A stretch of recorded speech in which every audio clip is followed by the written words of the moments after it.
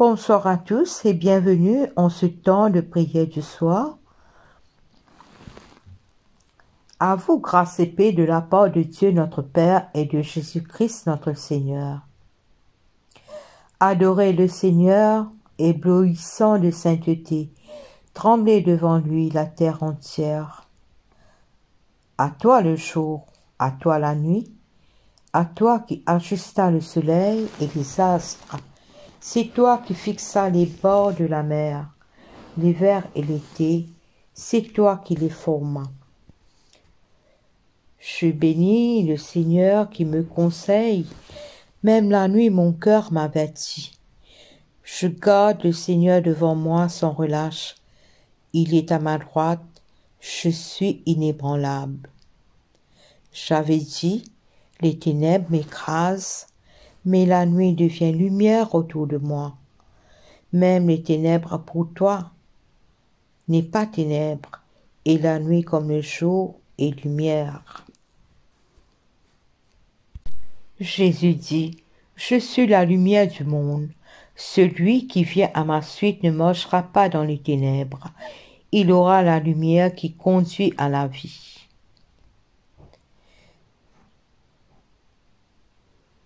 Confessons les péchés que nous avons commis contre Dieu et notre prochain. Dieu de miséricorde, nous confessons que nous avons péché contre toi, en pensée, en parole et en acte, pour ce que nous avons fait et ce que nous avons omis de faire. Nous ne t'avons pas aimé de tout notre cœur. Nous n'avons pas aimé notre prochain comme nous-mêmes. Nous regrettons sincèrement ces fautes. Humblement, nous nous en repentons pour l'amour de ton Fils Jésus-Christ. Prends pitié de nous et pardonne-nous.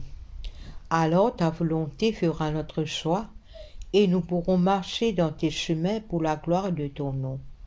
Amen. Que le Dieu Tout-Puissant nous fasse miséricorde, qu'il nous pardonne nos péchés, par Jésus le Christ notre Seigneur, qui nous a fermés sans tout bien, et par la puissance de l'Esprit Saint, qui nous garde pour la vie éternelle. Amen. Dieu vient à mon aide, Seigneur à mon secours. Gloire au Père, et au Fils et au Saint-Esprit. Ô Dieu, qui est, qui était, qui vient, pour les siècles des siècles. Amen.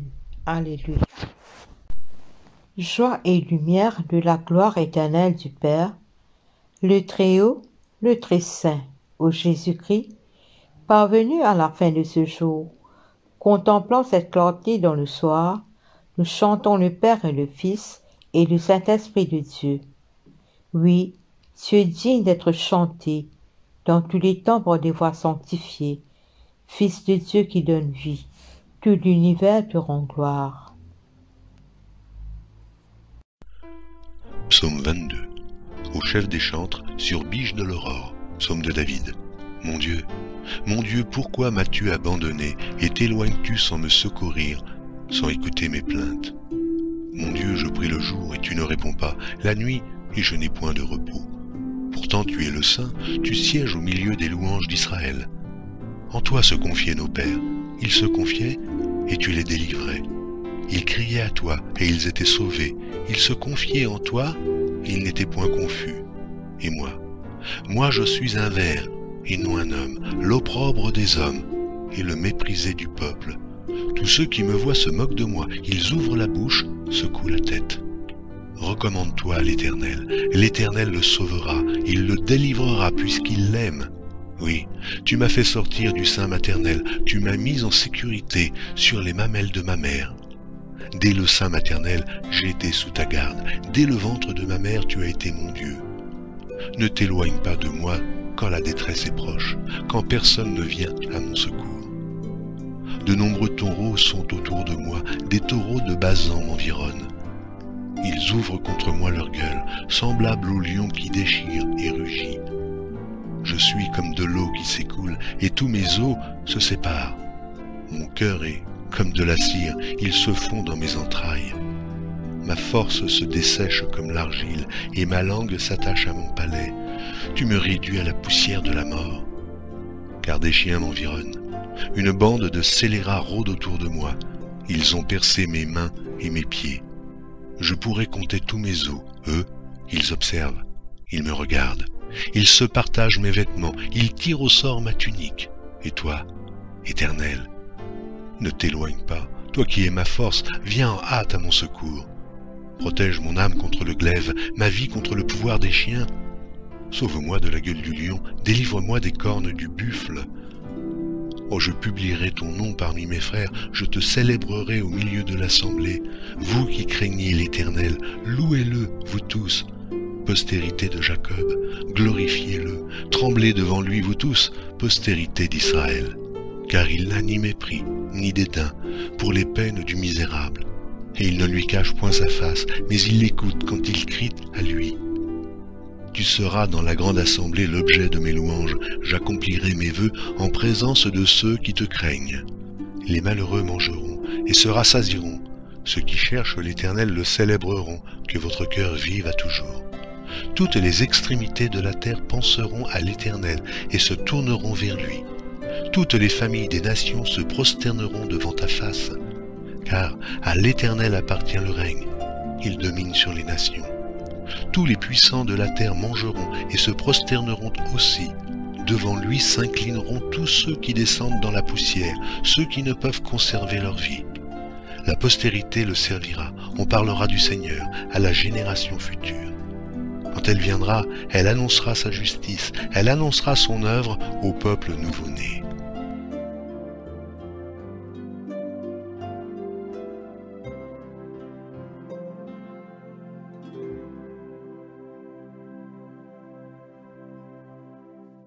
Le premier livre de Samuel, chapitre 13, versets 5 à 18. Les Philistins, de leur côté, s'étaient rassemblés pour combattre Israël. Ils avaient 30 000 chars, 6 000 cavaliers et des soldats aussi nombreux que des grains de sable au bord de la mer. Ils vinrent camper à Micma, à l'est de Beth-Aven. Lorsque la population israélite se vit menacée de si près, les gens allèrent se cacher dans des cavernes, des trous, des failles de rochers, des souterrains et des citernes. Certains d'entre eux franchirent le Jourdain pour se réfugier dans les territoires de Gad et de Galad. Pendant ce temps, Saül était encore au Gilgal et toute son armée tremblait de peur. Durant 7 jours, on attendit le moment du rendez-vous que Samuel avait fixé, mais Samuel n'arriva pas au Gilgal. Les soldats commencèrent à abandonner Saül et à se disperser. Alors Saül ordonna de préparer les animaux pour le sacrifice complet et les sacrifices de communion, puis offrit lui-même le sacrifice complet. Il achevait cette cérémonie lorsque Samuel arriva. Saül alla au-devant de lui pour le saluer. « Qu'as-tu fait là ?» lui demanda Samuel. Saül répondit, « J'ai vu que les soldats m'abandonnaient et que tu n'étais pas au rendez-vous. De plus, je savais que les Philistins étaient rassemblés à Micmas. J'ai alors pensé qu'ils allaient venir nous attaquer au Gilgal avant que nous ayons pu nous rendre le Seigneur favorable. C'est pourquoi j'ai pris la responsabilité d'offrir moi-même le sacrifice complet. » « Tu as agi comme un insensé, lui dit Samuel. Tu n'as pas tenu compte de l'ordre que tu as reçu du Seigneur ton Dieu. Si tu l'avais fait, le Seigneur aurait permis que ta famille règne pour toujours sur Israël. Mais maintenant, ton règne ne durera pas. Le Seigneur s'est choisi un homme qui correspond à son désir et il l'a désigné comme chef de son peuple, puisque tu n'as pas obéi à ses ordres. Samuel quitta le Gilgal et s'en alla de son côté. Le reste de la troupe accompagna Saül lorsqu'il partit du Gilgal pour rejoindre ses autres soldats à Gibéa de Benjamin. Saül passa en revue les soldats qui se trouvaient encore auprès de lui. Ils étaient environ 600. Saül s'installa à Géba de Benjamin avec son fils Jonathan et la troupe qui lui restait, tandis que les Philistins campaient à Micma. Un jour, une troupe de choc sortit du camp philistin et se divisa en 3 sections. La première section prit la direction d'Ephra, dans le territoire de Choual, la seconde, celle de Beth-Horon, et la troisième, celle de la frontière, par le chemin qui domine la vallée des Hyènes, côté désert. Nous rendons grâce à Dieu. Luc chapitre 22, versets 63 à 71. Les gardes frappent Jésus et l'insultent. Les hommes qui gardent Jésus se moquent de lui et ils le frappent. Ils cachent son visage et ils lui demandent « Qui t'a frappé ?» Devine. Et ils lui disent beaucoup d'autres choses pour l'insulter. Quand il fait jour, les anciens du peuple, les chefs des prêtres et les maîtres de la loi se réunissent. Ils font amener Jésus devant leur tribunal et ils lui demandent « Est-ce que tu es le Messie? Dis-le-nous. » Jésus leur répond « Si je vous le dis, vous ne me croirez pas. Et si je vous pose une question, vous ne me répondrez pas. Mais à partir de maintenant, le Fils de l'homme va être assis à la droite de Dieu puissant. »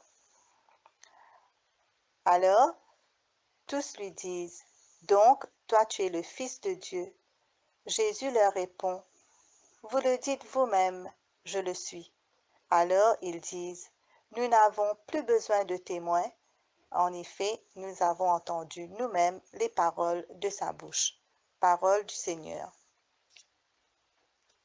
Père éternel, nous te remercions pour cette occasion que tu nous donnes à nous abreuver de ta parole. Ouvre maintenant nos cœurs, notre âme, notre esprit à cette parole de vie. Au nom du Père, du Fils et du Saint-Esprit. Amen. Chers amis dans le Christ, les lectures de ce soir nous ramènent à ce jeudi saint où Jésus-Christ fut arrêté et attendait ce moment où il passera devant les tribunaux. Et le psaume 22 est généralement repris lors du jeudi saint, lorsque l'autel est mis à nu, après la célébration eucharistique qui nous mène vers le temps de prière et de veillée.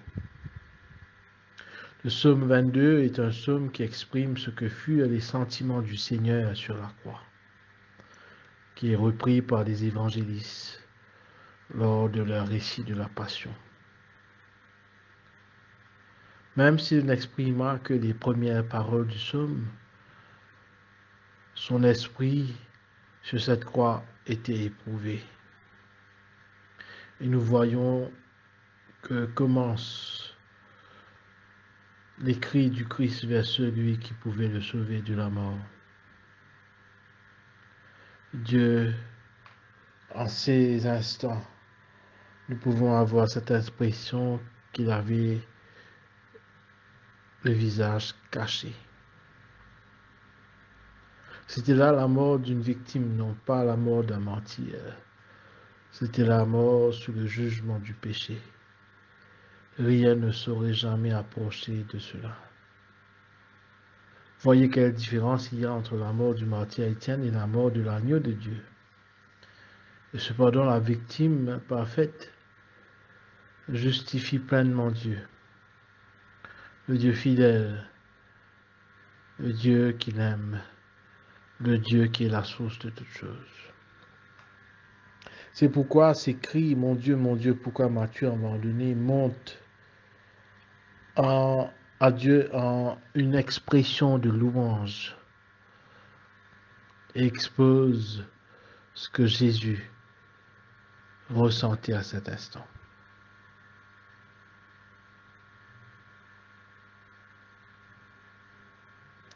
Nous voyons, après avoir prononcé ces paroles, que Jésus semble avoir conscience que sa prière a été entendue.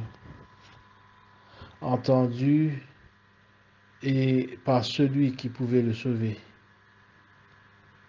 Nous pouvons remarquer que le cri de Jésus en croix, mon Dieu,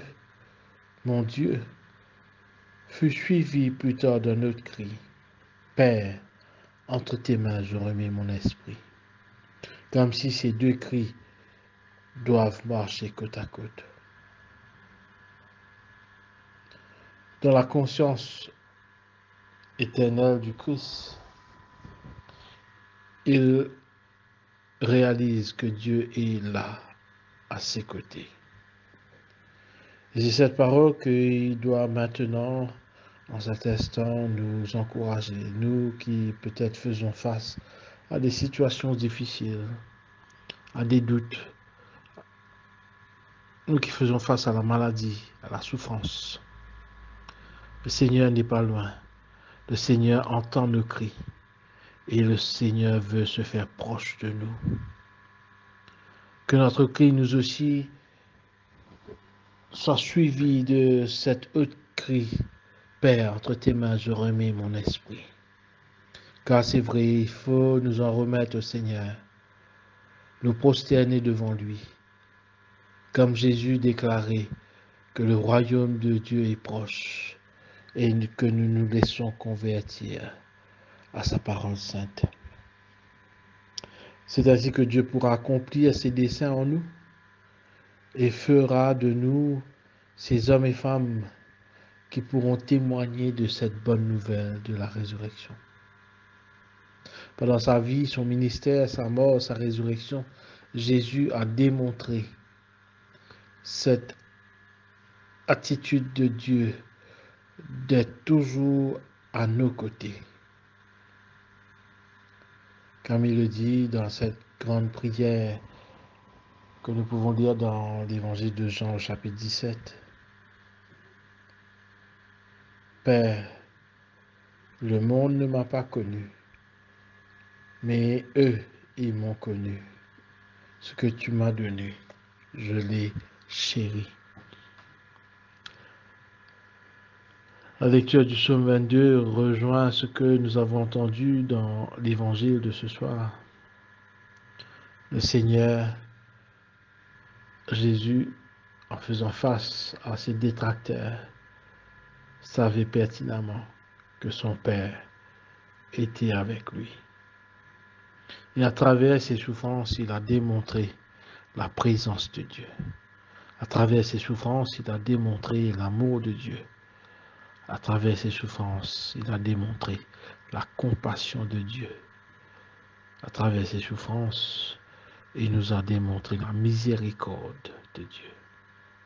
Que nous aussi, nous puissions faire l'expérience de la grâce de Dieu, de sa miséricorde, de sa compassion, de son amour et de sa grâce, maintenant et pour les siècles des siècles.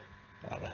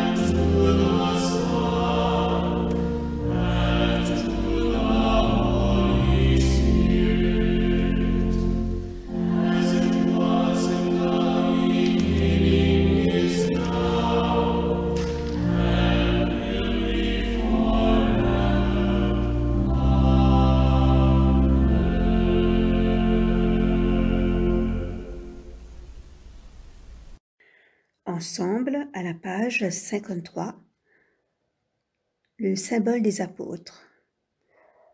Je crois en Dieu, le Père Tout-Puissant, Créateur du ciel et de la terre, et en Jésus-Christ, son Fils unique, notre Seigneur, qui a été conçu du Saint-Esprit, est né de la Vierge Marie, a souffert sous Ponce Pilate, a été crucifié, est mort et a été enseveli, est descendu aux enfers, le troisième jour est ressuscité des morts et monté aux cieux, et assis à la droite de Dieu le Père Tout-Puissant, d'où il viendra juger les vivants et les morts.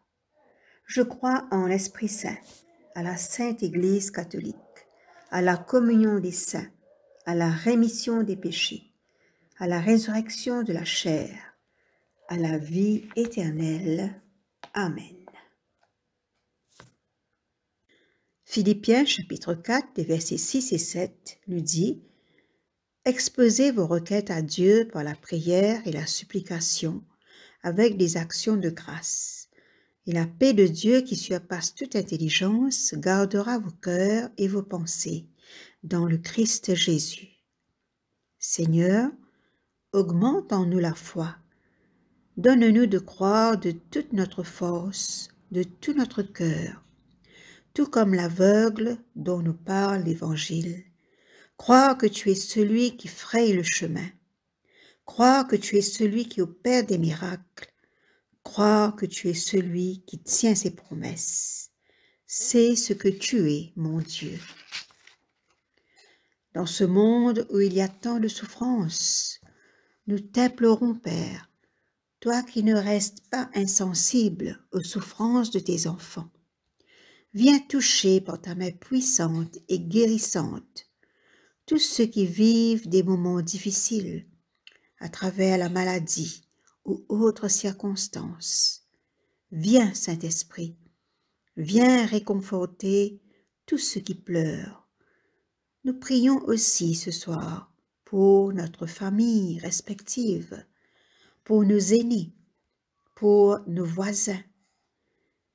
Accorde-nous de prendre soin de nos proches et de tous ceux qui nous entourent, à les regarder avec des yeux de compassion. Ces grâces, Père, nous te le demandons dans le nom puissant de notre Seigneur Jésus-Christ. À lui soit la gloire pour les siècles des siècles. Amen. Comme le Seigneur Jésus nous a enseigné, disons ensemble, Notre Père qui es aux cieux, que ton nom soit sanctifié, que ton règne vienne, que ta volonté soit faite sur la terre comme au ciel. Donne-nous aujourd'hui notre pain de ce jour. Pardonne-nous nos offenses, comme nous pardonnons aussi à ceux qui nous ont offensés. Et ne nous soumets pas dans la tentation, mais délivre-nous du mal, car c'est à toi qu'appartiennent le règne, la puissance et la gloire pour les siècles des siècles. Amen. À la page 57, collecte pour demander la protection divine.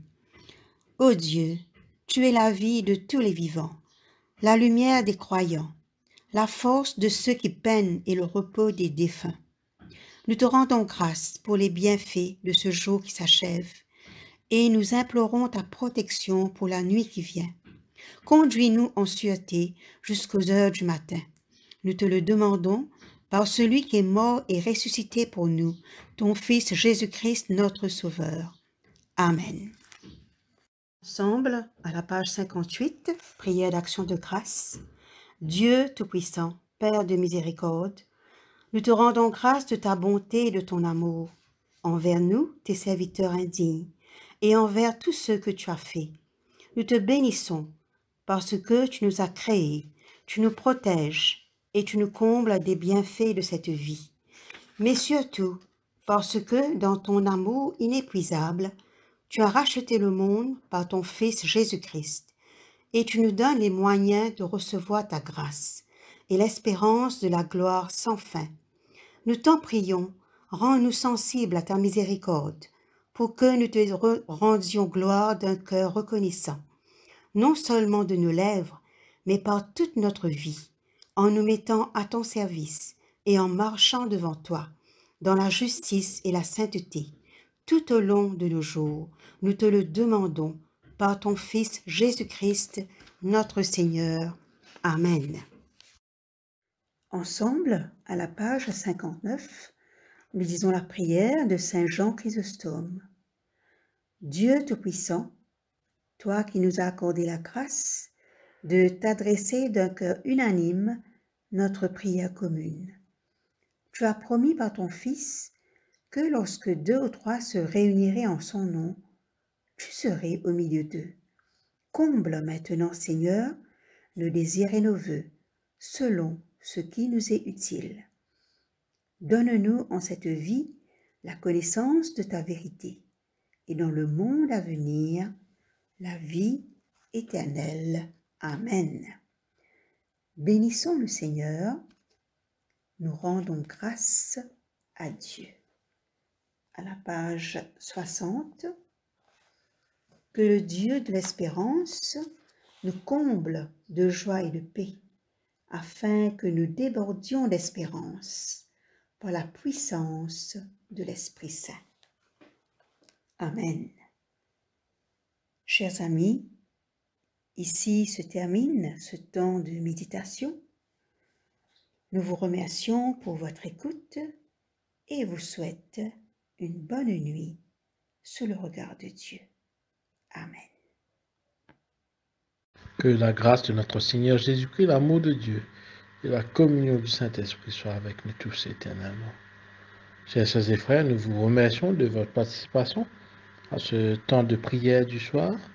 Nous vous souhaitons de passer une bonne nuit et que le Seigneur vous bénisse. Amen.